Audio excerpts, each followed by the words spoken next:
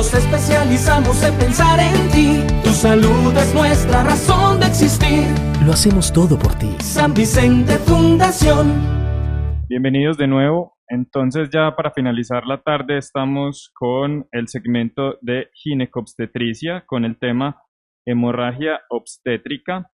Para esto nos acompaña como moderador el doctor Jesús Velázquez Penagos. El doctor Velázquez Penagos es ginecobstetra con una subespecialidad en cuidado intensivo obstétrico. Para el tema amenaza de aborto está la doctora Sandra Vélez Cuervo. La doctora también es ginecobstetra con una subespecialidad en perinatología. En cuanto al trauma abdominal en embarazo, nos acompaña el doctor Alejandro Sierra Lebrún. El doctor Sierra es ginecobstetra. Y para abruptio de placenta, el doctor Manuel Eugenio Escobar Gil, también ginecobstetra. Bienvenidos, doctores. Bueno, muy buenas tardes. Vamos a dar inicio entonces a este bloque. Le damos paso a la doctora Sandra Vélez Cuervo con el tema amenaza de aborto. Debo aclarar que este tema de hemorragia obstétrica es demasiado relevante aún en nuestro país y se enmarca dentro de una estrategia global denominada Hay que parar el sangrado. Y los temas de hoy cobran relevancia porque, como lo vamos a discutir, la amenaza de aborto es uno de los síntomas más frecuentes y el trauma y el desprendimiento de la placenta son patologías que cobran cada vez más relevancia. Entonces démosle la bienvenida a la doctora Sandra Vélez y al interior de los casos clínicos, de las conferencias, vamos a llevar la conferencia con base en un caso clínico. Bienvenida, doctora.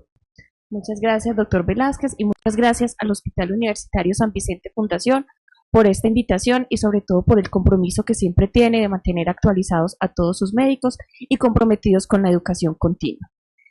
Más que hablar de amenaza de aborto, yo decidí cambiar mi temática y hablar en general del aborto, porque si bien la amenaza de aborto se caracteriza por sangrado escaso, pues estaría en poca relación con el tema que nos atañe esta tarde, que tiene que ver con todo lo que son las hemorragias obstétricas.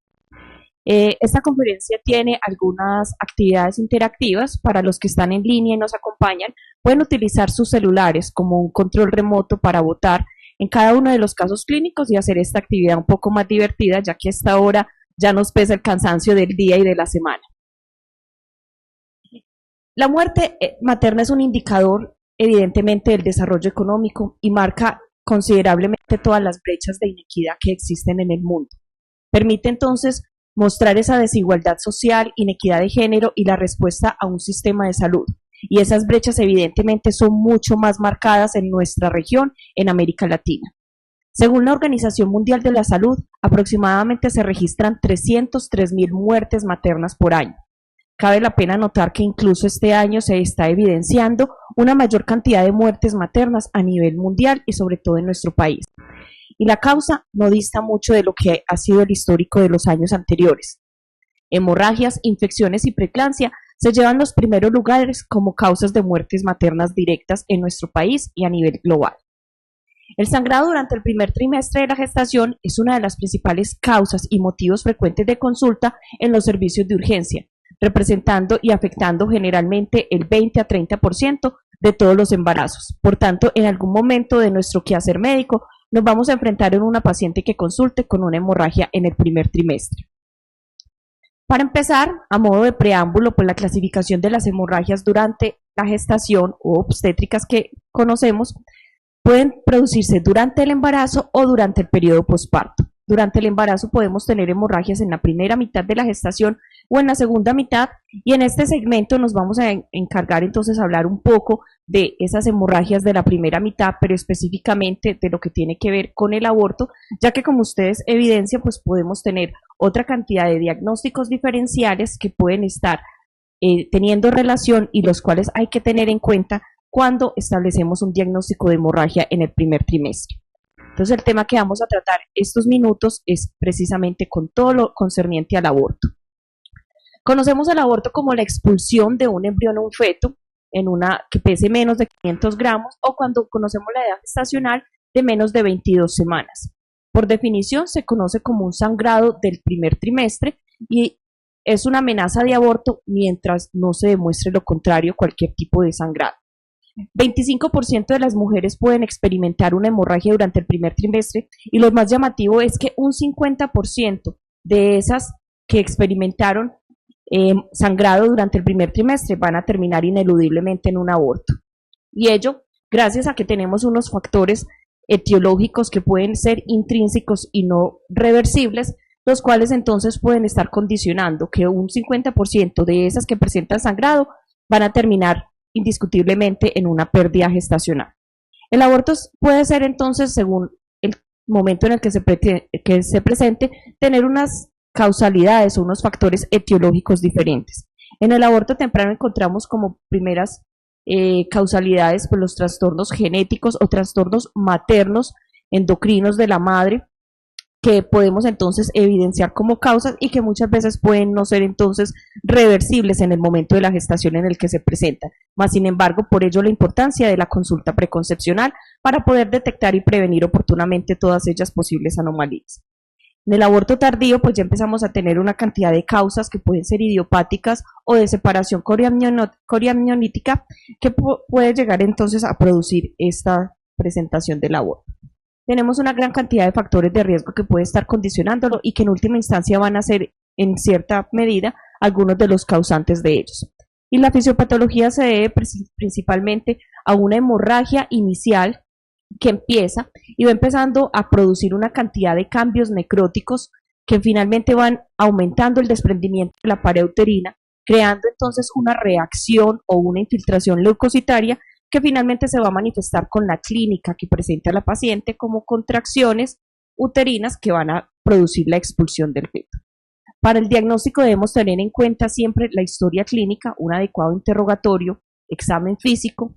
En algunas ocasiones vamos a requerir la presencia y la realización de una ecografía y algunos exámenes de laboratorio mínimos que debemos entonces considerar. El cuadro clínico en general se caracteriza por sangrado vaginal, dolor abdominal, mediado por toda esa reacción inflamatoria.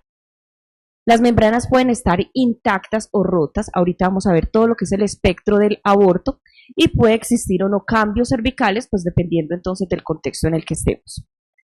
Vamos a empezar con el caso clínico y a participar entonces a través de, de la virtualidad y del internet. Esta es una paciente de 23 años sin hijos, sin antecedentes personales de importancia, una fecha de última menstruación en enero 23 del 2020. Se realizó una prueba de embarazo de farmacia que fue positiva. En marzo 5 consultó por inicio de dolor pélvico y sangrado vaginal en poca cantidad y al examen físico estable hemodinámicamente, abdomen blando, depresible, no signos de irritación peritoneal, tacto vaginal con cervix posterior, largo, cerrado, un útero de más o menos 9 centímetros, anexos libres y sangrado vaginal en poca cantidad. Con esta historia clínica, el diagnóstico más probable para esta paciente es un embarazo de 6 semanas intrauterino normal, una amenaza de aborto, un embarazo ectópico o un aborto en curso. El 50% ha respondido que una amenaza de aborto, mientras que algunos entonces responden embarazo de 6 semanas o embarazo ectópico. En el espectro clínico del aborto podemos encontrar entonces desde amenaza de aborto, pasar por aborto en curso inevitable, completo, incompleto y frustro, y vamos a ver entonces rápidamente cuáles son las diferencias en todo ese espectro clínico de la forma de presentación del aborto.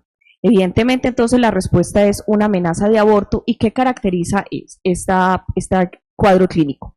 Una hemorragia vaginal que generalmente no es una hemorragia profusa, que puede estar acompañada o no de actividad uterina. Como una condición importante para el diagnóstico es que no se presentan cambios cervicales, no hay expulsión de los productos de la concepción y esto es lo que marca principalmente la diferencia, pero puede poner en riesgo la gestación si continúa. Recordemos que estas pacientes que empiezan con sangrado, un 50% pueden terminar con una pérdida gestacional. Pero lo más importante es que en este momento todavía entonces contamos con un cuadro que es reversible porque todavía se conservan los productos de la gestación. Para el diagnóstico podemos tener en cuenta entonces la exploración, todo lo que mencionábamos ahorita de la historia clínica y el examen, donde encontramos entonces los hallazgos que ya mencionamos, una ecografía donde confirmamos evidentemente la vitalidad del embrionaria o la presencia del latido cardíaco, y si hubiese entonces alguna duda, se puede solicitar una prueba de gonadotropina coriónica humana. El tratamiento se enfoca entonces primero en la educación a la paciente y es primordial, concientizarla entonces de todos los factores desencadenantes y predisponentes de los cuidados que debe tener y sobre todo del pronóstico y la evolución que puede tener porque algunas van a tener una pérdida independientemente de que lleven un manejo estricto. Recomendar siempre reposo físico y sexual, aunque esto la evidencia no ha sido fuerte en recomendación, de todas formas lo seguimos recomendando como una de las estrategias importantes para la prevención. La progesterona micronizada, algunos entonces la recomiendan, pero solamente se indica si hay deficiencia del cuerpo lúteo. Si la causa es un déficit de progesterona, está totalmente indicada. De lo contrario, no hay suficiente evidencia para la recomendación de progesterona micronizada si no hay insuficiencia de cuerpo lúteo o déficit de progesterona. Y se recomienda generalmente hacer entonces un seguimiento a las 48 horas para evaluar la evolución del cuadro clínico.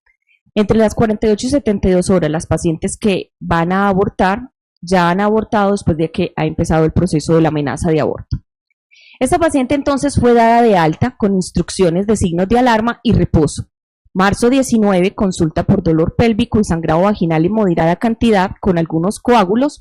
Al examen físico estable hemodinámicamente, abdomen blando, depresible, no signos de irritación peritoneal y el tacto vaginal, un cuello posterior largo, blando, permeable a un dedo, con salida de coágulos en moderada cantidad y un útero de más o menos 10 centímetros con los anexos libres. Ya con este cuadro clínico, ¿cuál es el diagnóstico más probable de una evolución de una paciente que ya habíamos visto 15 días antes? Un embarazo de 8 semanas normal, un aborto incompleto, un embarazo ectópico o un aborto en curso. 56% considera que puede ser un embarazo ectópico, 22% un aborto incompleto y las otras pues están muy similares. En este momento estamos hablando ya de un posible cuadro de aborto en curso o inevitable y hablamos entonces de este cuadro clínico cuando tenemos entonces una situación irreversible donde ya hay expulsión de algunos restos placentarios, donde la característica clínica además del sangrado es el dolor y tenemos un orificio abierto donde se pueden encontrar restos ovulares tanto en la vagina como en el orificio cervical. Hablamos de un aborto inevitable cuando hay ruptura de membranas o dilatación cervical o que se presenta una hemorragia de menos de 22 semanas con una dilatación continua sin expulsión de productos de la concepción, pero que ya la dilatación obliga entonces necesariamente a que va a terminar en una pérdida. Si este aborto continúa o va progresando, va a terminar entonces de expulsar sus restos y va a pasar entonces ya al cuadro de un aborto incompleto o en algunos casos de un aborto completo. Vamos a hablar entonces un poquito antes de lo que es el aborto incompleto, sobre todo porque es el que más sangrado puede ocasionar, inestabilizar a las pacientes y requiere entonces un manejo hospitalario. Se caracteriza por pérdida parcial de los componentes ovulares con hemorragia, dolor, aumento del volumen uterino, dilatación cervical y un útero que se caracteriza por estar blando y muy doloroso. Y en el otro espectro entonces el aborto completo, en los cuales las pacientes ya, algunas de ellas han dejado de sangrar y el dolor incluso ya ha parado. Entonces la paciente que nos viene mencionando que 1 o 2 días atrás tuvo un sangrado marcado, pero que mejoró después de que tuvo la expulsión. Vamos a encontrar un cervix que probablemente ya está cerrado, con una prueba que puede ser negativa o positiva dependiendo del tiempo de evolución de la pérdida que haya tenido, y la ecografía demuestra que ya hay una cavidad uterina vacía. Se recomienda volver a urgencias si aumenta el sangrado o hay dolor. Cuando es completo, pues obviamente no tenemos restos, entonces la paciente no necesita ningún tipo de intervención. Se puede dar entonces recomendaciones con un control ginecológico y recordar siempre no olvidar si la paciente es RH negativa, la aplicación entonces de la inmunoglobulina anti-D para evitar la sensibilización y el riesgo para futuros embarazos. En el caso de un aborto retenido, se encuentra entonces productos de la concepción al interior de la cavidad uterina. Cuando se retienen por 8 o más semanas, generalmente no presentan ningún tipo de cambio cervical y la paciente finalmente termina acudiendo porque después de algún periodo largo empieza a presentar el sangrado y el dolor. A la exploración se encuentra un cuello cerrado, Se solicitan para clínicos y una ecografía para evaluar entonces la vitalidad de ese embrión y confirmar obviamente que se trata de un aborto retenido o frustro, como lo veíamos en la gráfica inicial del espectro. En este caso entonces la paciente requiere una evacuación uterina y como tiene el cuello cerrado, pues recomendamos inicialmente algún tipo de maduración cervical o incluso, como lo vamos a ver más adelante, pues el manejo médico que podemos entonces darle a este tipo de pacientes. Y en el aborto séptico, pues ya conocemos que hay un proceso infeccioso con cualquiera pues de las variedades del espectro clínico del aborto que ya mencionamos y que se caracteriza entonces porque ya hay un cuadro infeccioso, inflamatorio, con fiebre, con dolor, con salida de material purulento y a veces, en algunos casos muy graves, con signos de choque séptico. En el diagnóstico, en la ecografía se encuentran entonces restos al interior de la cavidad uterina, la prueba de embarazo positiva y obviamente reactantes de fase aguda que pueden estar elevados. El manejo entonces importante es la hidratación, hacer el enfoque inicial entonces dependiendo del alto riesgo que tienen estas pacientes de desarrollar una sepsis obstétrica, entonces una adecuada vigilancia, reanimación hídrica, el inicio de antibióticos, algunos exámenes de laboratorio y realizar entonces una evacuación uterina. Y ahorita vamos entonces a hablar un poco del comparativo de cuál sería los principales medios para realizar la evacuación uterina, con algunas complicaciones entonces que sobre todo desde el punto de vista de fertilidad pueden llegar a afectar considerablemente a la paciente, como perforaciones uterinas, complicaciones por maniobras abortivas que a veces pueden ser de los desencadenantes, la hemorragia que puede conducir a un choque hipovolémico y si se suma a una sepsis el desarrollo de una coagulación intravascular diseminada o a veces por la manipulación las lesiones intestinales, vesicales o uterinas que se pueden llegar a producir. El tratamiento del aborto entonces va a depender mucho también del nivel en el que estemos y sobre todo el espectro clínico en el cual estamos clasificando la paciente, porque como ya vimos y hicimos el paréntesis, es diferente para la amenaza de aborto y ya para todos estos, sobre todo enfocado a cuando hay restos, pues tenemos que hacer una limpieza de la cavidad uterina. En el primer nivel, pues siempre hacer una estabilización de la paciente, sobre todo evaluar si hay pérdida o no de los productos de la concepción. En el segundo nivel, entonces ya empezar a considerar si es necesario o no realizar una evacuación uterina, tratar la enfermedad de base si tenemos algún condicionante específico que sea el desencadenante del aborto y en algunos casos se van a requerir la realización de procedimientos solamente en aquellos en los cuales todavía se detecten restos de productos de la gestación al interior de la cavidad uterina, en los cuales entonces vamos a tener diferentes formas para hacer la evacuación uterina. Un manejo expectante, esperar a que espontáneamente o de forma natural eliminen los productos de la concepción, un manejo médico a base de medicamentos prostaglandínicos o un legrado. Entonces, pues el expectante no tiene mucho más que hacer, esperar que elimine todo.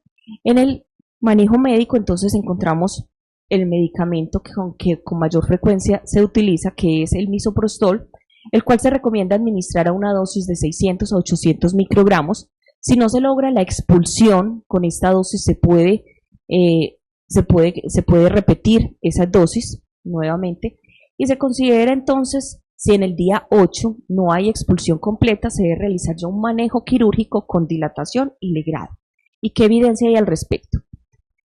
Cochrane tiene 7 ensayos clínicos donde recolecta 1.521 mujeres, en las cuales entonces deja un grupo de manejo expectante y otro grupo pues entonces con manejo con una intervención. En el grupo de manejo expectante encontró mayores probabilidades de presentar un aborto espontáneo incompleto los días subsiguientes, estadísticamente significativo, y una necesidad de tratamiento quirúrgico posterior. Casi que uno pudiera llegar a concluir que entonces no dejemos las pacientes en manejo expectante porque sí o sí van a terminar entonces haciendo un aborto incompleto con algún tipo de repercusión hemodinámica o necesidad de un tratamiento quirúrgico posterior, y lo que estamos haciendo es postergarlo. Y el porcentaje medio que necesitó tratamiento quirúrgico en el grupo de atención fue más o menos del 28%, mientras que en el grupo de tratamiento quirúrgico solamente un 4% requirió entonces un manejo o una intervención adicional. En cuanto a ello, entonces, el grupo expectante tuvo más días de hemorragia, lo cual pudo haber repercutido inclusive en su función hemodinámica, necesitó entonces mayor probabilidad y mayor necesidad de transfusión. La transfusión fue de 1.4 para el grupo expectante, mientras que fue del 0% para el grupo quirúrgico, y el diagnóstico de infección y resultados psicológicos fue similar en ambos grupos. Entonces, como complicaciones y otros resultados paralelos, no hubo diferencias estadísticamente significativas, pero sí con respecto entonces a necesidad de intervención, sangrado y transfusión. En el tratamiento expectante dio lugar entonces a mayor riesgo de aborto. Los costos fueron menores para el manejo expectante, obvio, porque no hubo pues intervenciones quirúrgicas, hospitalizaciones, gastos anestésicos, pero como siempre Cochrane dice, pues que dada la falta de superioridad de uno u otro estudio, faltan más estudios. Cuando vamos a hablar entonces ya de los procedimientos quirúrgicos que se necesitan para evacuar el útero, comparamos entonces lo que es la aspiración con vacuum versus el legrado cortante o con cureta, en el cual entonces Cochrane tiene una revisión sistemática con 2 estudios donde aporta 550 pacientes. La aspiración con vacuum se asoció generalmente a menor pérdida sanguínea, estadísticamente significativa, menor dolor durante el procedimiento y menor duración del procedimiento. Unas ventajas pues que nos trae el vacuum sobre la cortante, y por tanto las guías internacionales NICE, Royal College, recomiendan la evacuación uterina mediante aspiración uterina como un grado de recomendación A con una evidencia sólida, y siempre es necesaria la evaluación de la maduración cervical previa a cualquier tratamiento de evacuación en caso de aborto incompleto o aborto inevitable. Y no debemos entonces dejar de considerar que podemos tener como una de las complicaciones importantes después de este espectro del aborto, la hemorragia posaborto, que se reconoce como un sangrado que requiere o que se manifiesta con alteración clínica hemodinámica, que en algunos casos necesita transfusión o ingreso hospitalario, o algunos lo definen como un sangrado por aborto mayor de 500 mililitros. Recordemos que este sangrado, aunque para hemorragia posparto sale pues de la definición actual si no tiene alteraciones hemodinámicas, en un aborto la condición es diferente porque estamos hablando de otros cambios fisiológicos y de un flujo uterino que no es tan alto como el que se presenta en las últimas semanas de la gestación. Ocurre más o menos esta hemorragia afortunadamente solo en 0 a 3 de cada 1000 casos después de un aborto, con medicamentos generalmente antes de las 13 semanas. Y ocurre en 0.9 a 10 de cada 1000 casos cuando se realiza entonces una evacuación endouterina. Obvio que los procedimientos quirúrgicos que son más cruentos pues van a tener mayor posibilidad de que se produzca esto como una alteración. Demeritar que la sepsis o el aborto séptico es uno de los principales causantes de estas hemorragias posaborto.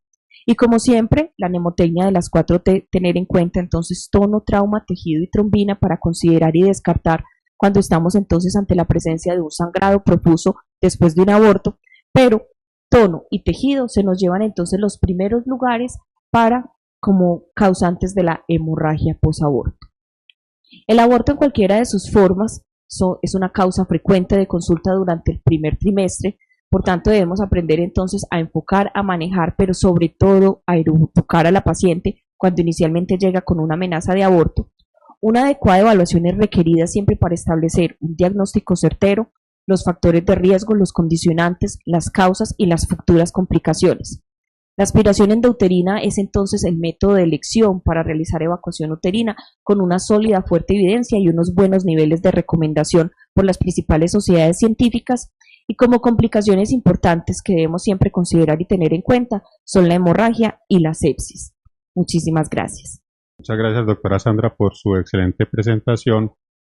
Yo creo que vamos a dejar las preguntas para el final del bloque. Damos la bienvenida al doctor Alejandro Sierra Lebrun, ginecobstetra de amplia experiencia en el Hospital Universitario San Vicente Fundación, con un tema que es difícil de tratar, que es el trauma abdominal en la gestante. Hay que tener en cuenta la relevancia de este tema, la alta accidentalidad de la cual estamos siendo víctimas y de la cual las gestantes no son la excepción. Adelante, doctor Alejandro. Buenas tardes a todos. Para el tema de trauma abdominal en la mujer gestante, se escogió, dada la importancia de este tema, como decía el doctor Velázquez, es un tema que ha venido en aumento de frecuencia, desafortunadamente por dos puntos muy importantes. Se están traumatizando más las mujeres gestantes por la movilización, por el transporte en moto. Estamos teniendo mucha mujer gestante con complicaciones traumáticas para ella y para los fetos por accidentes en motocicleta. Ustedes saben que ha venido en aumento. Y muy desafortunado el trauma por violencia intrafamiliar. Estos dos tipos de trauma han aumentado la incidencia del trauma abdominal en embarazo. Se calcula que más o menos el 5% de las mujeres gestantes presentan un trauma de menor a mayor severidad durante el embarazo. Y de estas, más o menos un 20% pueden presentar traumas severos. Está catalogado el trauma abdominal o el trauma en embarazo en general como una de las causas más importantes de muerte materna. Sería una muerte materna indirecta y en la mayor parte del mundo desarrollado ocupa el quinto lugar. Para el desarrollo del tema nos vamos a basar en un caso clínico de una de las pacientes de nuestro hospital universitario. Entonces tenemos una paciente de 17 años que consultó inicialmente en un hospital local de uno de los municipios del departamento con 30 semanas de edad gestacional por presentar una caída y rodar por escaleras con trauma a nivel lumbar y abdominal. En el hospital del municipio, que son buenas condiciones generales, con unos signos vitales normales, con una fetocardia de 142 por minuto, abdomen sin irritación peritoneal, no doloroso y sin actividad uterina. Así les ingresó al hospital local. ¿Cómo debe ser entonces el enfoque en un hospital local cuando llega una paciente con un trauma abdominal? Para este enfoque debemos primero considerar el tipo de los traumatismos. Si es un trauma menor o si es un trauma mayor. ¿Cómo definiríamos el trauma abdominal menor? La paciente gestante que tiene un trauma que no repercute en los signos vitales, que hemodinámicamente está con unos signos normales, que no tiene un abdomen agudo, no hay sangrado genital y no tiene compromiso materno ni tiene compromiso fetal. Por el contrario, la paciente con un trauma mayor es la paciente que ya tiene un deterioro en sus signos vitales, en su estado de conciencia o una repercusión sobre el feto. Ya esa sería mayor. El caso que les presento, inicialmente entonces lo clasificaríamos como un trauma menor. Es muy importante también tener en cuenta la edad gestacional. Ahora más tarde vamos a tratar más de la edad gestacional. Entonces, inicialmente, ¿cómo clasificaríamos esta gestante que consulta en un hospital local? Sería una gestante con un trauma lumbar y abdominal menor, no tiene compromiso de signos vitales, no tiene actividad uterina, no tiene sangrado genital, no tiene repercusión sobre el feto. ¿Qué se aconseja para una mujer de estas? Si tienen más de 20 semanas de edad gestacional, se deben monitorizar por mínimo 6 horas. El consejo es no las den de alta de forma inmediata. ¿Por qué? Estas pacientes pueden inicialmente presentarse bien, pero pueden tener complicaciones maternas como son un desprendimiento placentario, como es una ruptura uterina o un trauma abdominal como cualquier mujer, así no sea gestante, pueden tener un trauma hepático, un trauma esplénico que inicialmente no muestre una repercusión. Recuerden que como las gestantes tienen un mayor volumen sanguíneo, toleran más pérdida sanguínea, entonces inicialmente pueden no ver una alteración de los signos vitales, pero si la dejan en observación se pueden presentar. Entonces, más de 20 semanas de edad gestacional, monitorizar a la mamá por 6 horas y la vitalidad fetal. Recomendamos, si la mamá tiene más de 28 semanas, como ustedes están en un hospital local, si tienen posibilidad, háganle un monitoreo fetal. Y con el monitoreo van a evaluar actividad uterina, van a evaluar fetocardia, variabilidad y les va a servir para la vitalidad. Entonces le hacen un monitoreo, la observan por 6 horas. Si a las 6 horas continúa estable hemodinámicamente, sin actividad uterina, sin dolor abdominal, sin sangrado genital, la van a dar de alta. Por el contrario, si tiene dolor, persiste con el dolor abdominal o tiene actividad o le encuentran sangrado genital, mínimo la monitorizan por 24 horas. Si a las 24 horas continúa asintomática, le pueden dar alta. Recuerden el manejo analgésico. La mayoría de estos traumas menores son traumas osteomusculares. Le ponen un analgésico, recomendamos mucho el uso del tramal. Si la paciente no tiene una alergia, le colocan de 50 a 100 miligramos de tramal venosos acompañados de un antiemético, la observan y si la paciente a las 24 horas está bien, le dan alta. Entonces esta paciente efectivamente fue dada de alta con instrucciones, pero le regresó a las 2 horas al mismo hospital local ya con un cuadro muy diferente. Ya ingresó con dolor abdominal intenso, con unos signos vitales ya comprometidos, hipotensa 91-62, taquicárdica, con una fetocardia ya en niveles bajos de 105 por minuto, con dolor a la palpación uterina y sin sangrado vaginal. La remitieron a tercer nivel. Ingresa a nuestro hospital universitario en regulares condiciones, persistiendo con el dolor abdominal, con fetocardia ya más baja de 100 por minuto, con dolor uterino y continuaba sin sangrado genital. Se evaluó la paciente acá y realizamos el manejo pertinente como vamos a ver más adelante. Para enfocar una paciente de trauma abdominal y saber la conducta, debemos saber en qué grupo de gestantes se cataloga. Tenemos una clasificación que más que aprendérsela, es muy importante que debemos clasificar las gestantes por edad gestacional y si saben o no saben si están en embarazo. Entonces, en el grupo 1, las pacientes que desconocen o que el nivel de conciencia no permite que ellas digan si están en embarazo o no. El grupo 2, pacientes con menos de 26 semanas de edad gestacional. ¿Por qué es importante la edad gestacional?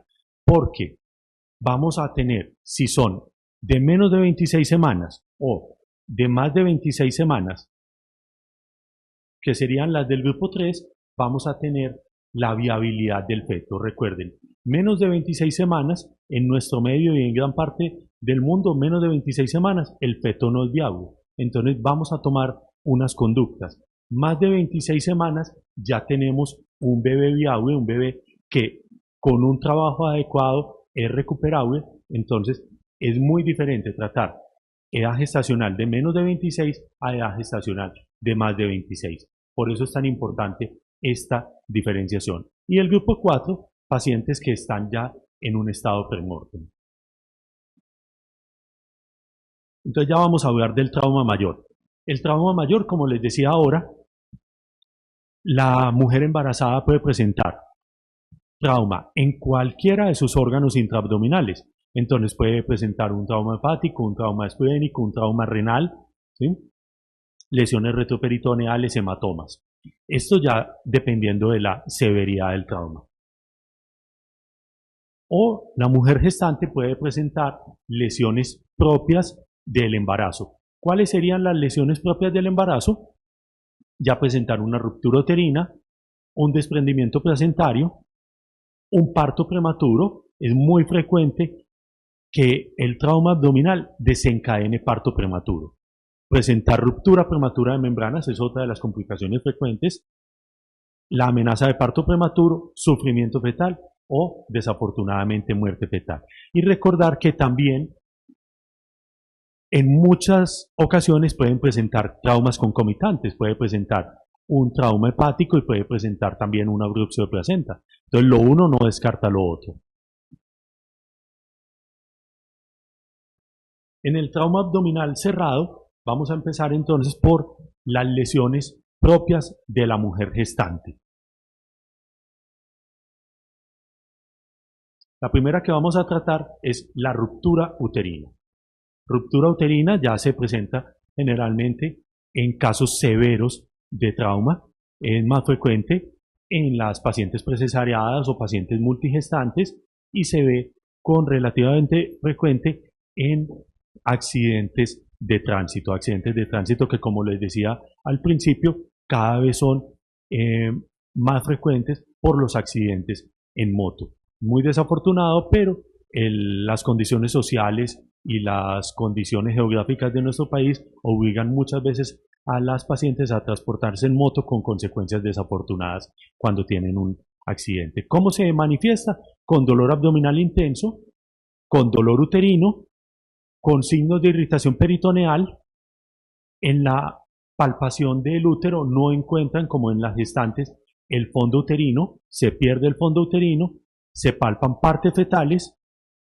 En muchas ocasiones, por el contacto del útero con la vejiga, se presenta lesión vesical y por esto presentan hematuria o hemorragia vaginal. El hecho de la hemorragia no siempre se presenta. Recuerden que, como estamos hablando de una ruptura uterina, son rupturas a cavidad abdominal. Entonces, que presentan en muchísimas ocasiones hemoperitoneo y no presentan sangrado genital. ¿Cómo manejamos una ruptura uterina? Las rupturas uterinas son de manejo de segundo o de tercer nivel. Ustedes en un hospital local, ¿qué van a hacer con una paciente que sospechen una ruptura uterina? Entonces son pacientes que están inestables hemodinámicamente, que tienen un abdomen agudo. ¿Qué van a hacer? Lo que hacemos con cualquier tipo de paciente con trauma severo. Van a recuperarla hemodinámicamente, van a manejar la parte ventilatoria. Dependiendo del compromiso ventilatorio va a haber necesidad de oxígeno, de intubación y van a manejar la circulación.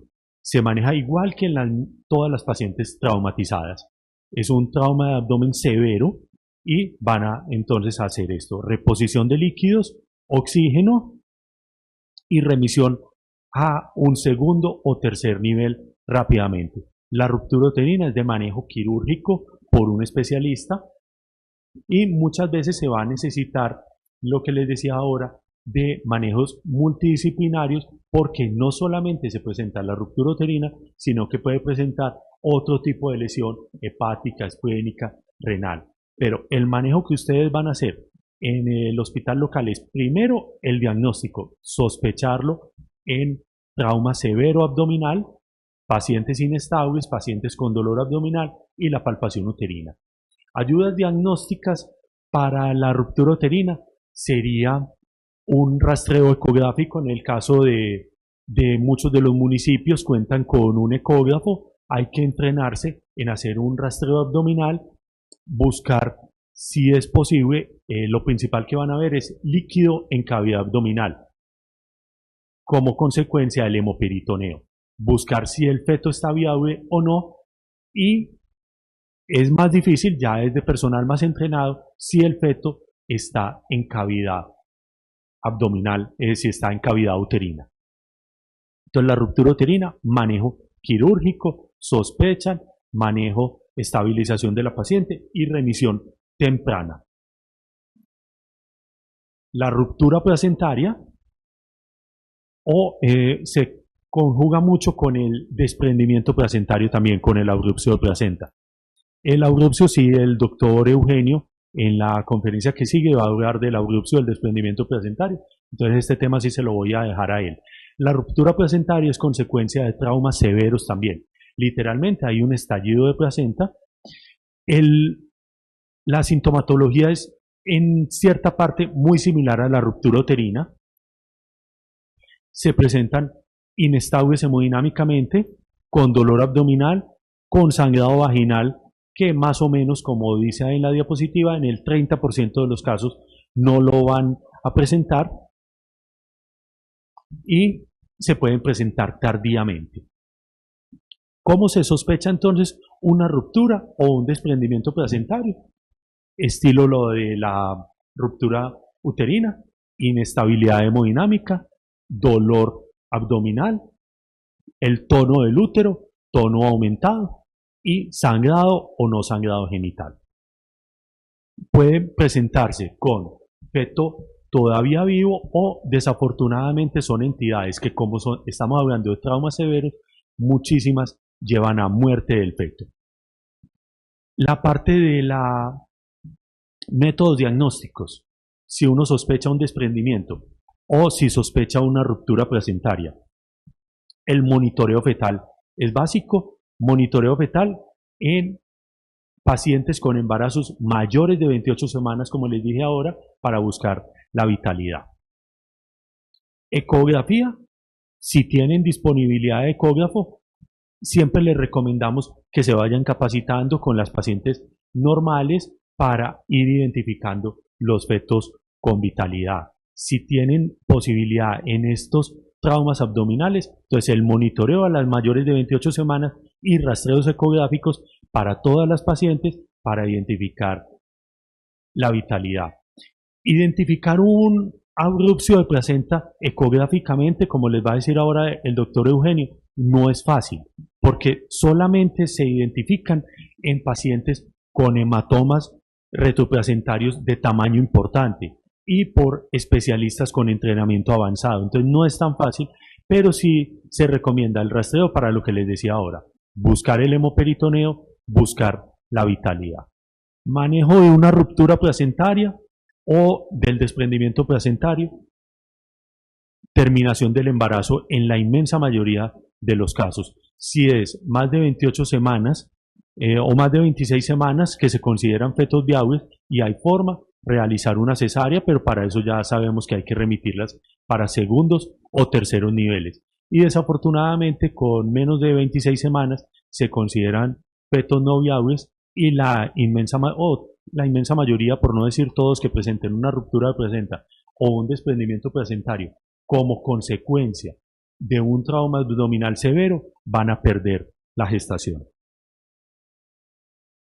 Una complicación es la hemorragia fetomaterna, que lleva básicamente a isoinmunizaciones. Recordemos en todos los traumas una evaluación integral de la paciente. Las pacientes hay que preguntar a la familia o a ellas si están conscientes, los antecedentes, la edad gestacional, si han tenido los antecedentes obstétricos, cómo son.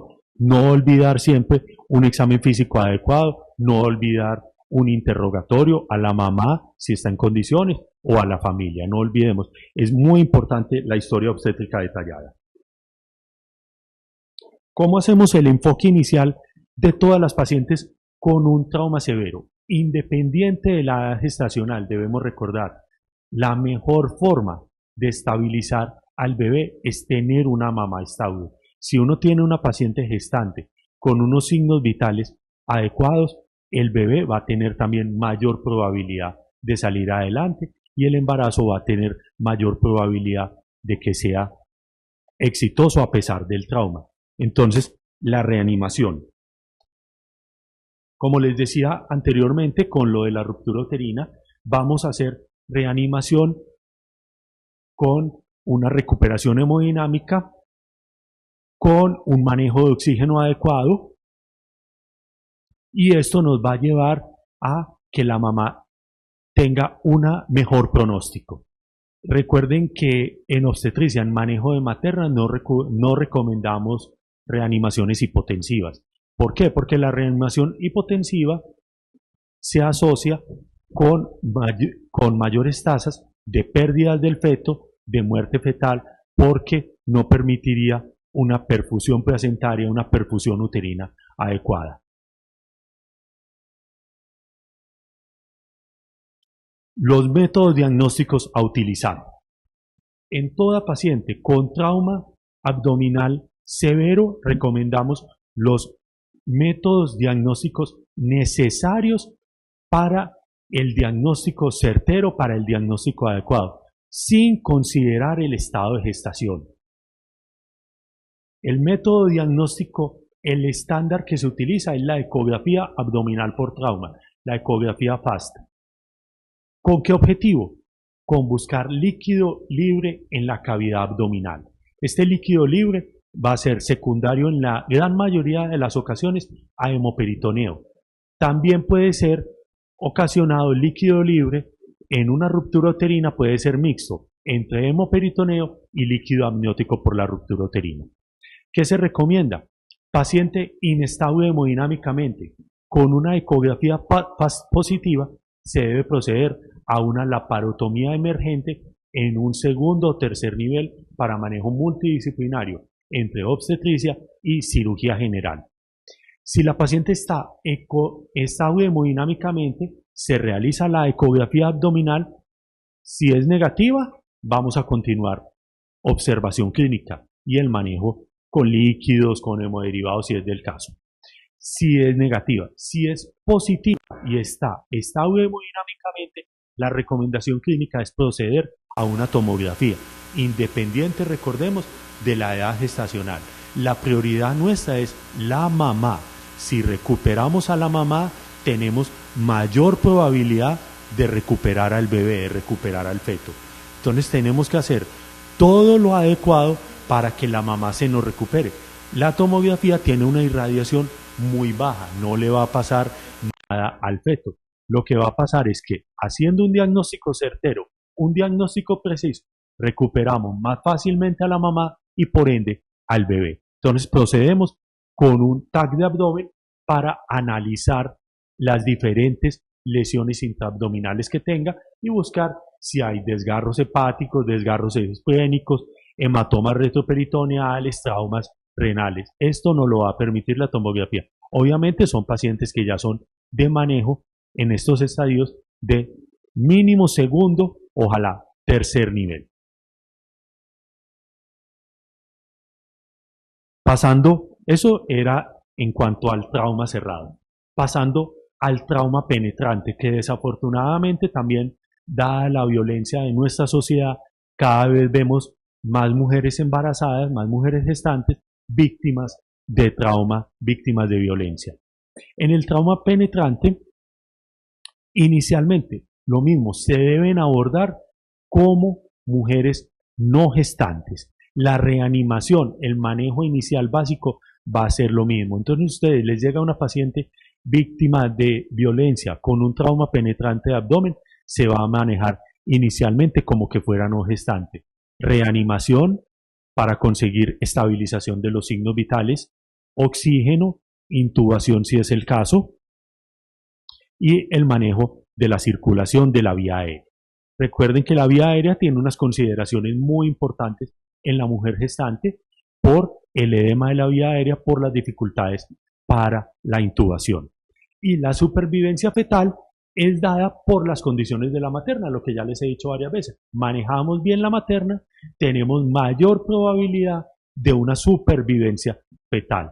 Entonces tenemos que lograr una estabilización hemodinámica pronta de la mamá y así vamos a mejorar la supervivencia fetal.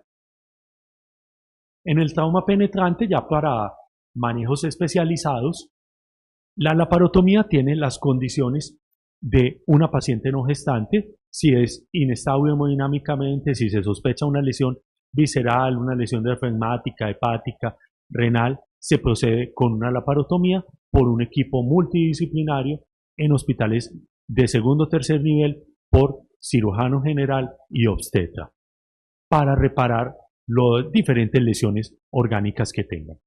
Se hace cesárea en la laparotomía dependiendo de la edad gestacional.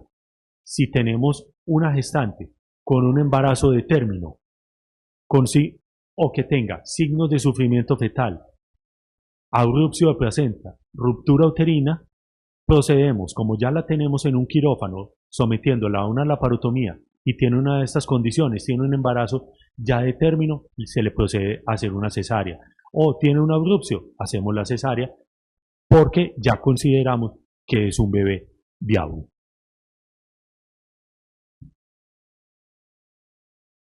En los casos de herida penetrante de útero, ¿cómo se manejan? La herida penetrante de útero se puede hacer una reparación directa o en algunos casos tenemos que hacer cesárea e histerectomía de ser necesario. Cuando se reparan directamente, sin necesidad de hacer cesárea o de hacer histerectomía, cuando la paciente esté estable hemodinámicamente, no tenga desprendimiento placentario, no haya ruptura de membranas, el feto esté en condiciones adecuadas, es decir, no haya sufrimiento fetal y la ruptura uterina por secundaria a la herida penetrante no sea extensa.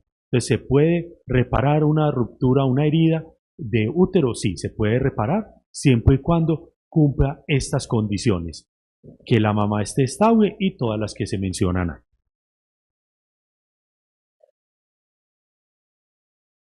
Y ya para terminar, en el trauma de abdomen y embarazo, ¿cuándo hacemos una cesárea perimortem?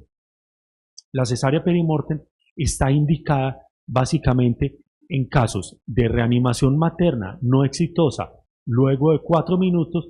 ¿Por qué? Porque se supone que el útero gestante no permite un retorno venoso adecuado y no permite estabilizar la paciente en una reanimación. Entonces, si después de 4 minutos la paciente no hemos logrado una reanimación exitosa, debemos proceder con una cesárea. O si consideramos que es un embarazo mayor de 23 semanas, por lo que les comento también, el útero gestante no permite un retorno venoso adecuado, o si se desconoce, como son pacientes que obviamente están en paro y no van a poder dar la edad gestacional, fondo uterino mayor, superior al ombligo, recomendamos una cesárea perimortem. Muchas gracias. Muchas gracias, doctor Alejandro, por esos consejos tan prácticos en este tema que es tan difícil de abordar. Damos el paso al doctor Manuel Eugenio Escobar, también ginecobstetra de nuestro hospital, profesor de profesores, de amplia experiencia.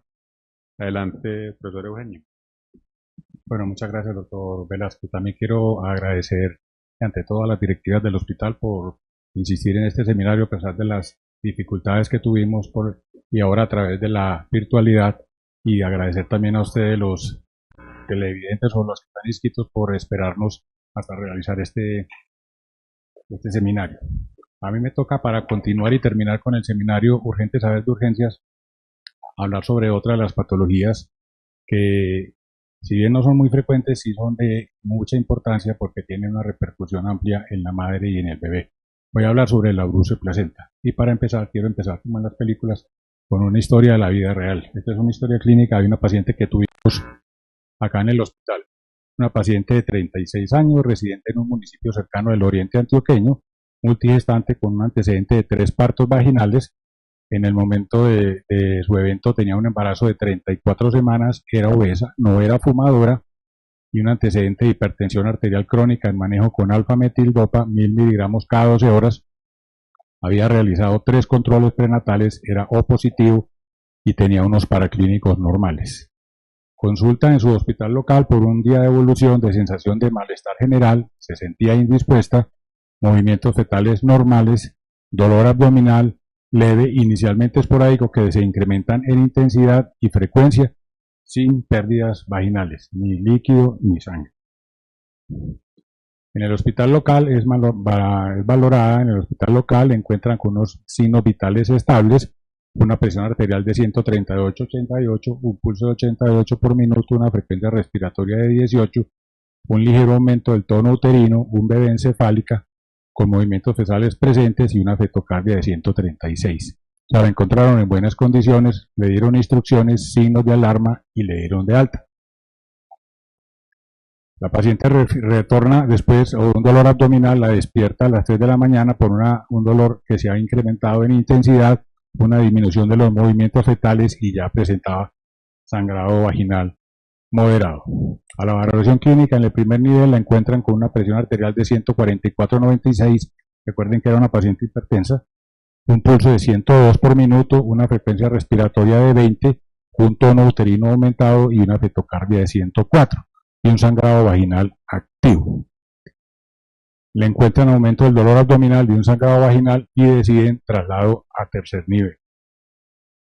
Al ingreso a nuestra institución llega una paciente pálida en regulares condiciones generales, una presión arterial de 148/104, un pulso de 108, ya una frecuencia respiratoria aumentada de 22 por minuto y una bradicardia fetal de 92 por minuto de difícil auscultación debido a un útero hipertónico o un sangrado vaginal abundante.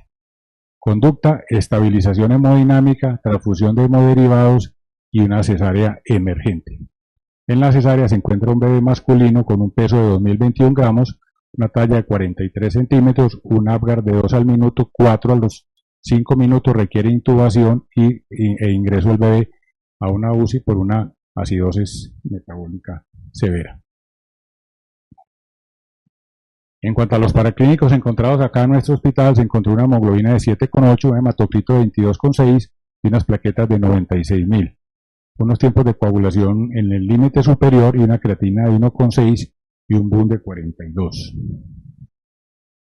Los hallazgos intraoperatorios en la cesárea: se encontró un hematoma retrocoreal de aproximadamente 200 centímetros, un desprendimiento placentario que se calculó de aproximadamente el 60%, un útero no infiltrado y la hemostasia en el acto quirúrgico se consideró difícil de corregir. Entonces, para empezar a hablar del abrupcio, quiero contextualizar desde el punto de vista fisiológico cómo es la cronología del trabajo de parto. El embarazo, luego al final del embarazo empiezan los 3 estadios del parto, que son el trabajo de parto, luego el segundo periodo, que es el parto como tal, y luego el tercer periodo, que es el alumbramiento placentario. Cuando esto se invierte y el alumbramiento o el desprendimiento de la placenta se presenta antes de la salida del bebé, esto es lo que llamamos un abrupcio de placenta o un desprendimiento de placenta. Es entonces la separación total o parcial de la placenta normiceta después de la semana 20 de gestación y antes del parto. El abrupcio de placenta es una de las causas más importantes en cuanto a la morbilidad materna y fetal, la morbilidad perinatal. Si bien es un evento que no es muy frecuente, sí puede llegar a ser muy grave y comprometer de manera importante el bienestar del binomio madre e hijo. Y es una de las principales causas de la parálisis cerebral infantil por la condición hipóxica a la que se ve sometido el feto durante el ante o el intraparto en los casos de abrupcio de placenta. La hemorragia por lo general se sitúa entre las membranas y el útero y luego sale a través del cuello uterino causando una hemorragia visible, pero también se puede dar la eventualidad de que no haya una hemorragia visible. En menor frecuencia la sangre queda retenida entre la placenta y el miometrio y ocasionalmente sea una hemorragia oculta. Si bien la hemorragia y el sangrado son el signo capital del abrupcio, no es sine qua non la ausencia de sangrado la condición de abrupcio de placenta. Como vemos acá, tenemos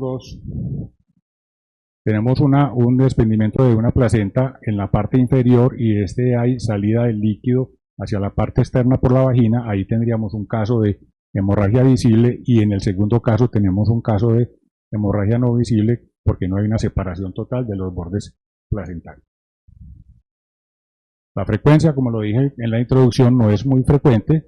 Es la segunda causa de hemorragia durante el segundo y tercer trimestre del embarazo, está por detrás de la placenta previa. En promedio, 1 de cada 200 partos tiene algún tipo de abrupcio y explica el 10% de las muertes fetales durante el tercer trimestre de la gestación. Entonces, de ahí nace la importancia de este evento. Si no es muy frecuente, sus consecuencias sí pueden llegar a ser catastróficas para el binomio madre e hijo. La incidencia varía desde un 0,4 a un 1%. La incidencia total de abrupcio de placenta es el causante del 5% de las muertes maternas y entre el 9 y el 12% de las muertes perinatales entre el segundo y tercer trimestre. Y la incidencia de presentación es mayor entre las 24 y 26 semanas y más del 50% de los abrupcios de placenta se presentan antes de las 37 semanas de embarazo. Etiología como factor etiológico único no existe, pero sí existen unos factores de riesgo que hacen que la materna sea una mujer de riesgo para un abrupcio de placenta y están divididos en factores sociodemográficos, factores comportamentales, factores de riesgo maternos o antecedentes, los factores de riesgo históricos, los antecedentes en embarazos previos y factores de riesgo en embarazo actual. Algunos de ellos son modificables, otros no son modificables. En cuanto a los sociodemográficos, tenemos que la edad materna mayor de 35 años o menor de 20 años se asocia en mayor probabilidad de una abrupcio de placenta. Una paridad mayor a 3 hijos, pacientes de raza negra y madre soltera o no casada. Los niveles de evidencia de estos factores están reportados en el libro para que lo consigan. Entre los factores comportamentales está el consumo de alcohol, cigarrillo y sobre todo el consumo de cocaína, y también la infertilidad inexplicada por algunas malformaciones a nivel del tejido endometrial. Entre los factores de riesgo maternos, los antecedentes están la hipertensión crónica, la hiperhomocisteinemia. Recordemos que la homocisteína es un aminoácido azufrado que no hace parte de ninguna proteína y es un aminoácido que está en el proceso intermedio de manejo de los aminoácidos de la cistina y de otro aminoácido. El hipotiroidismo, la anemia y las anormalidades uterinas. Entre los factores de riesgo histórico están los antecedentes de cesárea, abortos previos, ellos por los posibles lechos cruentos que se puedan ocasionar a nivel del endometrio, que producen cicatrizaciones y producen malas implantaciones de la placenta, la preeclampsia, antecedentes de mortinatos y sobre todo importante los abrupcios previos. En cuanto a los factores de riesgo al embarazo actual, la hipertensión inducida por el embarazo, preeclampsia, la coriomonitis, la ruptura prematura de membranas ovulares, porque hay una descompresión rápida de la cavidad intrauterina y eso puede hacer desprendimientos de la placenta, el poliramius y la placenta previa. La placenta previa se asocia en alta medida a los abrupcios porque si tiene contracciones se presentan desprendimientos pequeños a nivel de la placenta y producen sangrados. En cuanto al embarazo actual, hay factores de riesgo como la gestación múltiple, el sexo fetal masculino, el feto pequeño para la edad gestacional y la inserción velamentosa del cordón umbilical. El desprendimiento de placenta se caracteriza por una acumulación de sangre entre el espacio entre el segmento interno del útero y la cara materna de la placenta. Hay una ruptura de la red vascular materna y eso produce un sangrado. Al ir incrementando el sangrado, cuando el volumen se va aumentando, esto ayuda en un círculo vicioso a que se separe más la placenta de la pared uterina. La placenta es el órgano a través del cual la madre le da a su bebé todo lo que él requiere para su desarrollo en útero, básicamente los nutrientes y el oxígeno. Cuando se va acumulando sangre y se presenta más separación de la placenta del útero, se interrumpen las funciones vitales de la placenta, esto es, como lo dije, el aporte de oxígeno y el aporte de nutrientes, y si no es corregida de manera rápida y oportuna, el bebé puede fallecer. Para esto están involucrados dos mecanismos. El primero de ellos es una injuria vascular local, que es una disrupción de la pared de los vasos de la adhesiva basal, esto mediado por un proceso de arteriolitis que hace que la pared de estos vasos de la adhesiva basal se rompan y se produzca un hematoma y una hemorragia en el espacio retroplacentario. El otro mecanismo que está involucrado es el aumento del tono y el aumento de la presión intramiometrial. Esto hace que haya un colapso a nivel de las venas, que la sangre que llega al útero tenga dificultades para ser evacuada. Esto conlleva a que haya un aumento en los espacios intervenosos y en la medida que la presión de estos espacios intervenosos aumente, se produce un sangrado y a esto ayuda a que haya un desprendimiento de la placenta. Desde el punto de vista clínico, el sangrado y el desprendimiento de la placenta puede limitarse solamente a un espacio de la placenta sin comprometer los márgenes placentarios y el hematoma queda entre el revestimiento interno del útero y la cara materna de la placenta y no hay sangrado hacia la cavidad vaginal y no hay sangrado visible en ese momento. Puede también desprender parte de las membranas del lateral y evacuar a través de la vagina, y en este caso tendríamos una hemorragia visible. También puede el hematoma penetrar y romper las membranas y contaminar el líquido amniótico y tendríamos un líquido amniótico hemático, o puede inclusive desde el punto de vista clínico impregnar e invadir las fibras del miometrio y ocasionar lo que se llama un útero Cuvelier, que es un útero que pierde su cavidad contráctil y haría después una atonía uterina, lo que conlleva también a un mayor volumen de sangrado. En estos casos vemos tres tipos de abrupcio. Este es un abrupcio parcial, contenido. Miren acá que no hay un desprendimiento total de la placenta, no se desprende uno de los márgenes, entonces no hay salida de líquido a través de la vagina. En este, que también es un desprendimiento parcial, pero mire que hay un desprendimiento de uno de los márgenes, el sangrado sí se evacúa a través de la vagina, y en el tercer caso tenemos un abrupcio total de la placenta, que si bien no sale a través de la vagina, tiene una importante repercusión hemodinámica en la madre y fatalmente en el bebé. Entonces, desde el punto de vista clínico, tenemos los signos más importantes: hemorragia vaginal en el 78% de los casos, o sea que hay un 22% que no tienen sangrado, dolor abdominal 66%, un sufrimiento fetal 60%, parto pretérmino por las mismas condiciones del abrupcio 22%, una hipertonía uterina 17% y una muerte fetal en el 15% de los casos. Esto es una representación gráfica. Miren que aquí en los que más se llevan el porcentaje en los signos está la hemorragia vaginal, el dolor abdominal y el sufrimiento fetal. Entonces, en cuanto a la presentación clínica, tenemos el abrupcio incipiente, lo que se llama abrupcio tipo 0, es un abrupcio pequeño, la zona desprendida es menor a un cuarto del total de la placenta, de la zona de inserción, no hay afectación ni fetal ni materna, no hay bradicardia fetal, no hay compromiso hemodinámico de la madre, la sangre puede salir al exterior o puede quedar retenida en forma de hematoma retroplacentario, puede haber o hay un ligero aumento del tono uterino que se caracteriza por aumento del dolor o por un dolor que se hace notorio para la madre, y los ríos cardíacos fetales pueden estar alejados. Ese es el abrupcio tipo 0. Ese es un diagnóstico que se hace a posteriori, cuando después del parto o la cesárea uno revisa la placenta y encuentra signos de abrupcio.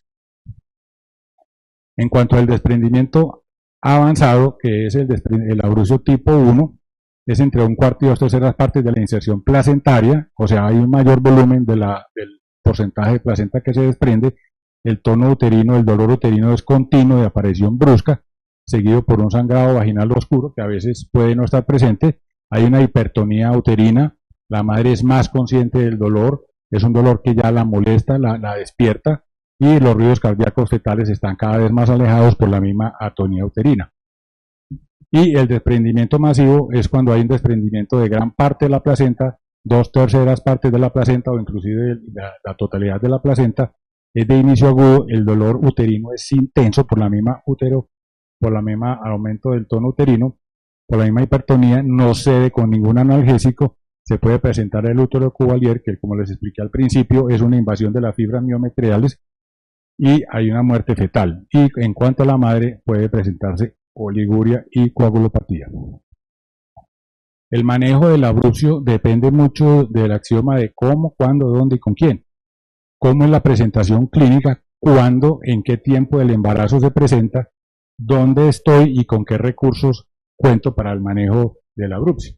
Hay que tener en cuenta todas esas variables: la edad gestacional, la estabilización materna, la estabilización fetal y la terminación del embarazo en caso de ser necesario. La rápida finalización del embarazo y medidas agresivas de soporte, como en un embarazo de término o por posible inestabilidad materna o fetal. Entonces, si el embarazo es de término y tenemos un abrupcio, o independiente de la gestacional, tenemos un compromiso hemodinámico de la madre o del feto, la conducta es terminación de la gestación. ¿Cuándo se intenta manejo conservador? Cuando intenta la internación y la actividad modificada, si el embarazo no está dentro del término y si las condiciones de la madre y del feto están estables y no hay riesgo para ninguno de los dos. El nacimiento rápido por cesárea está indicado si se encuentra desprendimiento placentario más cualquiera de los siguientes signos: inestabilidad hemodinámica materna, esto es taquicardia materna, hipotensión, taquipnea, patrón de frecuencia cardíaca fetal preocupante, inicialmente taquicardia fetal o bradicardia por debajo de 100, o si el embarazo está cercano al término de las 37 o más semanas de gestación. ¿Por qué a las 37 semanas? Porque ya se considera un embarazo de término, un bebé ya maduro, y no hay necesidad de arriesgar al bebé y por consiguiente a la madre si ya tenemos un embarazo de término. Una vez el parto se considere necesario, se puede intentar parto vaginal si se presentan estas condiciones. Primero, la madre está hemodinámicamente estable. Si el patrón de frecuencia cardíaca fetal es tranquilizador, no solamente en reposo, sino en situación de estrés, cuando están las contracciones uterinas. O sea, hay que monitorizar no solamente a la madre, sino hacer un monitoreo continuo del bebé. Y si el parto vaginal no está contraindicado. ¿Cuándo estaría contraindicado? Precisaría 2 veces, una desproporción fetopélvica, un bebé en transversa, etc. El trabajo de parto se puede ser inducido o acelerado cuidadosamente usando oxitóxicos o amniotomía. La amniotomía nos sirve también para evaluar las características del líquido amniótico y mirar a ver si está teñido o francamente hemorrágico. Y se deben hacer preparativos para una hemorragia posparto. O sea, hay que prepararnos porque en cualquier momento durante el trabajo de parto se termina de desprender la placenta y ya entraríamos en una emergencia quirúrgica obstétrica. Se recomienda la hospitalización y la actividad modificada, o sea, reposo modificado, si los siguientes hallazgos están presentes: sangrado que no amenaza la vida de la madre o el feto, o sangrado autolimitado, si el patrón de frecuencia cardíaca fetal en varios controles es tranquilizador y si el embarazo es pretérmino menor de 37 semanas. Bajo estas condiciones se puede hacer manejo expectante con vigilancia estricta materna y fetal. El abordaje permite que la madre y el feto sean monitorizados y, si es necesario, tratados rápidamente. La actividad modificada implica abstenerse de todo aquello que aumente el tono uterino, o sea, hacer caminadas largas, permanecer bastante rato de pie o hacer incluso ejercicios de puericultura, ejercicios físicos.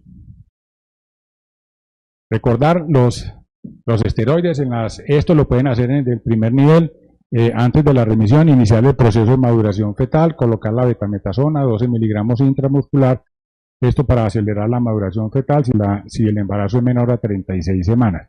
Y se puede administrar corticoides en alguna de estas condiciones. Embarazo entre 26 y 36 semanas, recordemos que por encima de 36 semanas ya es un embarazo de término y no justifica prolongar un embarazo esperando una maduración fetal. Y por debajo de 26 semanas, como lo dijo el doctor Sierra, es un bebé no viable, que no justifica hacer maniobras de reanimación in utero, a no ser que la paciente esté estable.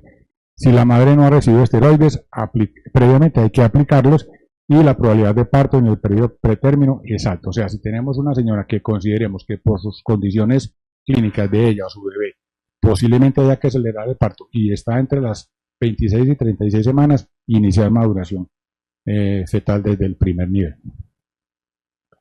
Si el sangrado se detiene y el estado de la madre y del feto permanecen estables, se permite la deambulación y en general el alta hospitalaria. Ojo con esto lo digo con beneficio de inventario. Tiene que ser una mamá que esté muy estable, que lleve 2-3 días hospitalizada y que haya permanecido estable durante este tiempo, que tanto la madre como el bebé estén en buenas condiciones y que sea una mamá que esté cerca del servicio de salud, donde en caso de necesidad tenga fácil acceso a la unidad hospitalaria. Si el sangrado continúa o el estado se deteriora, puede estar indicada una cesárea inmediata.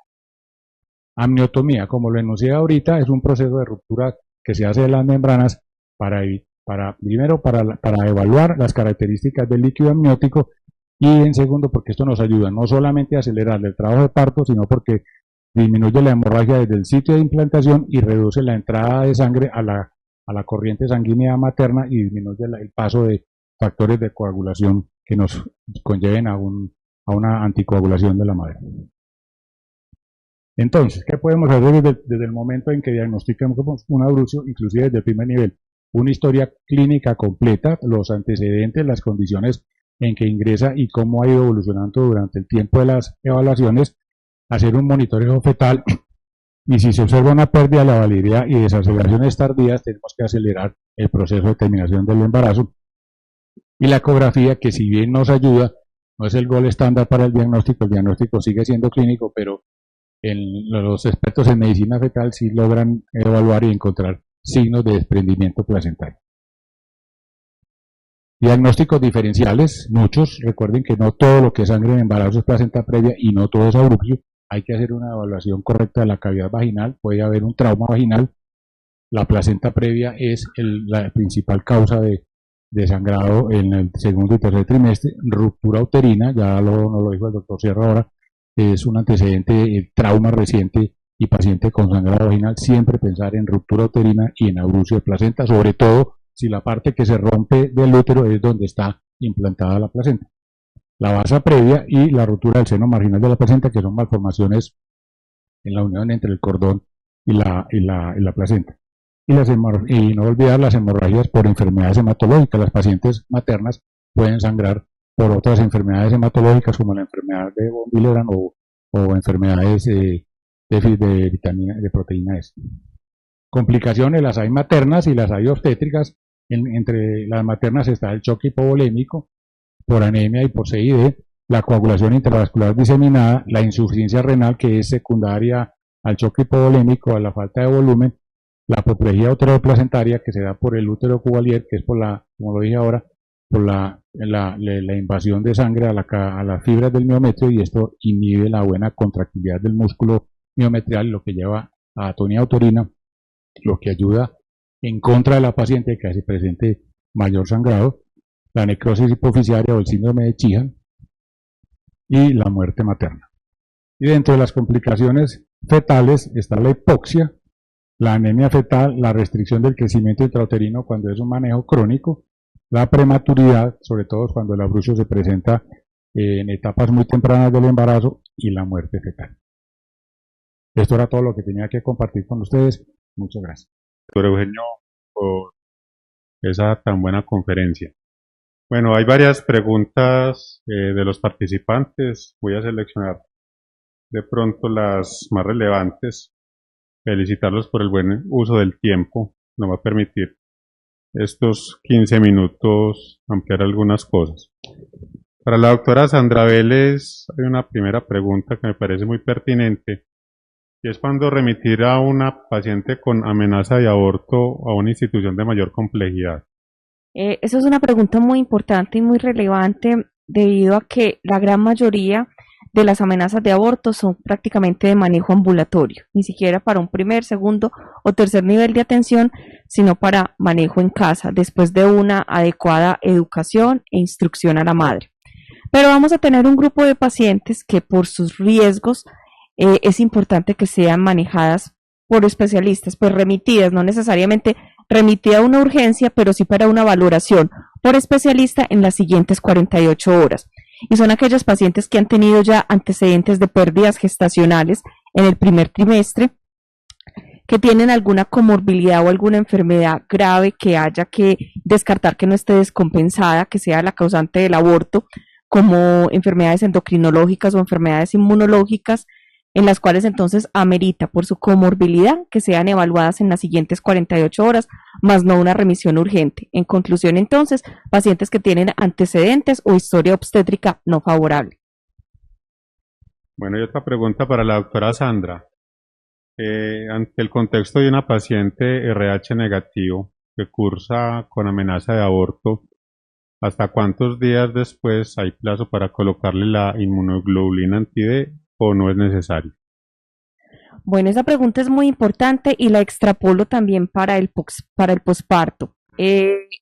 La principal cantidad de neutralización de antígenos, en este caso, que se logra con los anticuerpos anti-D, se logra en las primeras 72 horas, aproximadamente entre el 90 y el 95% de neutralización. Sin embargo, la neutralización se puede presentar hasta en un 60% si se aplica la inmunoglobulina hasta 3 a 4 semanas después. Por tanto, la recomendación es, si en el momento inmediato del posaborto o el posparto no se le aplicó por un olvido, por alguna situación o no había en existencia, como muchas veces pasa que el medicamento escasea, y valoramos nuevamente la paciente 1, 2 o hasta 3 o 4 semanas después, puede aplicársele la inmunoglobulina, aunque la probabilidad va a ser baja, de todas formas es una probabilidad importante, sobre todo para prevenir pues una enfermedad y una sensibilización con la consecuencia pues de un bebé y su inmunizado. En el posparto o en la revisión posaborto es fundamental preguntar a las pacientes RH negativas si se les aplicó. Sobre todo con el bebé es muy frecuente pues que se le aplique, pero en el posaborto se olvida con frecuencia, sobre todo porque no hay un producto gestacional. Entonces es importante, si no se aplicó en el momento inmediato, revisar a los 8 o 10 días y todavía es tiempo de volvérselo a aplicar. Muchas gracias, doctora Sandra. Hay muchas preguntas, doctor Sierra, acerca del trauma en embarazo, pero le voy a hacer dos. ¿Alguna utilidad del ácido tranexámico en las pacientes con trauma abdominal en la gestación? Sí, doctor Velázquez, y para todos, el ácido tranexámico sabemos que es útil para todo tipo de pacientes que tenga hemorragia activa, bien sea por un trauma o por otra causa. Entonces, una paciente con un trauma que esté con un sangrado activo, una paciente gestante, podemos y debemos poner el ácido tranexámico. Las gestantes pues tienen mayor riesgo de enfermedades tromboembólicas, pero sopesando el riesgo-beneficio, se ha visto en toda la literatura médica que es mucho mayor el beneficio de utilizar el ácido tranexámico que los riesgos. Entonces la respuesta es sí, claro, dentro del manejo de la paciente utilizar el ácido tranexámico. Bueno, doctor Sierra, ¿es importante a la hora de remitir iniciar esquema de maduración pulmonar o eso pasa a un segundo plano? Si las pacientes víctimas de trauma abdominal tienen un feto viable, es decir, un feto mayor de 26 semanas, y como nos decía el doctor Eugenio, para el manejo del abrupcio, entre semana 26 y menos de 36 semanas, parte del esquema es también utilizar la maduración pulmonar, porque posiblemente esta paciente por el trauma abdominal tenga necesidad de terminársele la gestación. Entonces sí es muy importante esa pregunta y iniciar la maduración pulmonar en el hospital local previo a la remisión al segundo o tercer nivel. Bueno, y en ese orden de ideas, de pronto para hacer claridad, si un médico en un primer nivel está seguro que la paciente tiene una ruptura uterina o que puede haber un estallido placentario como usted lo planteaba, además de los líquidos, ¿qué más puede hacer este médico en el primer nivel? Pero tenés buena oportunidad que nos repase cuáles serían las mejores condiciones de remitir a esta paciente a una institución con más recursos. Entonces, como decíamos ahora en la charla, evaluación adecuada, historia clínica completa, estabilización de la paciente. La estabilización hemodinámica va a ser con líquidos, con cristaloides, bien sea solución salina o solución tipo ARP. Como estamos hablando de un primer nivel, no creo que vayan a tener disponibilidad de hemoderivados, entonces ahí los hemoderivados no tendrían lugar, porque no, por el tipo de hospital no los van a tener. Oxígeno. Proteger la vía aérea y el manejo de la vía aérea. Depende del estado de conciencia, de la escala de Glasgow, porque recordemos que si es un accidente de tránsito, muchas pacientes no van a tener solo el trauma de abdomen, sino que pueden tener un trauma encefalocraneano que comprometa la ventilación. Entonces, manejo de la vía aérea también. Según escala de Glasgow, según condiciones de oxigenación, de ventilación, ven si hay necesidad de intubarla o no. Entonces, básicamente sería esto previo a una remisión: la estabilización hemodinámica, el manejo del oxígeno, el manejo de la vía aérea, los puntos que hicimos la aclaración ahora, el ácido tranexámico, la maduración pulmonar. Esta sería la estabilización previo en un hospital local, porque ya un manejo quirúrgico no están en capacidad ni es el objetivo del manejo de un hospital local de un primer nivel. Bueno, para la siguiente pregunta quisiera contar con la posición de ustedes tres, porque lo preguntan varias veces. Un médico en un primer nivel, un médico general, está en capacidad de hacer una cesárea perimortem y si decide hacerla puede enfrentar algún problema médico legal en caso de una demanda. Las damas primero. Soy perito. Bueno, siempre y cuando, pues obviamente estamos en el contexto de una cesárea, que el término no es cesárea, es histerotomía perimortem, hay amparo del 100% si se queda el registro adecuado en la historia clínica de que se haga en un primer nivel, porque constituye una de las maniobras de reanimación in útero, no es un procedimiento para salvar el feto. Obviamente que hay que considerar pues si el feto es viable y tener en cuenta pues el equipo de pediatría o el equipo pues de reanimación en ese primer nivel de atención, sino que hace parte dentro de la reanimación o dentro de las maniobras de reanimación como parte de la reanimación a la paciente obstétrica. Si la paciente, si todo queda registrado adecuadamente en la historia clínica y es sobre todo que es en el contexto de una emergencia, o sea, vida o muerte, no hay ninguna acción médico-legal en contra de este médico, a pesar de que hay otros reglamentos y otras resoluciones que mencionan que el procedimiento pues obstétrico debe ser realizado por especialista, pero en este caso no, por el contexto de emergencia. Como dice la doctora Sandra, esa es la parte legal. Ahora, yo les daría el siguiente mensaje. Para hacer una cesárea perimortem, primero preguntarse, ¿estoy en capacidad de hacerla? ¿Tengo el conocimiento para hacerlo? Estamos en el contexto de una emergencia. Ya la doctora Sandra nos dice que no van a tener un problema médico legal siempre y cuando tengan un respaldo de historia clínica adecuado, bien elaborada. Pero pregúntense, ¿está cada uno de ustedes en capacidad de hacerla en caso de necesidad?